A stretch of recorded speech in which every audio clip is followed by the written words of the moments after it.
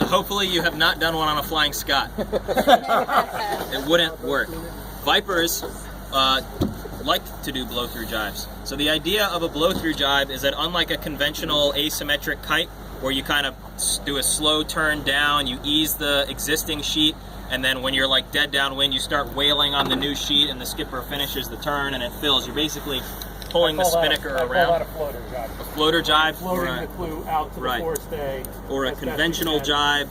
That's not what we like to do in Vipers unless it's like under 6 knots or less. Yeah, really light air. Then you kind of have to do those. What a blow-through jive is that you're basically going to over-trim the spinnaker at the beginning part of the jive, and the skipper is going to turn quite abruptly. Like, it should feel incorrect how fast you're turning the boat. And the spinnaker, you're gonna leave the jib actually cleated on that side, so the jib's gonna backwind. If you steer far enough and hit your exit angle correctly, the spinnaker, at least the back half of the spinnaker, is actually gonna fill backwinded against the jib.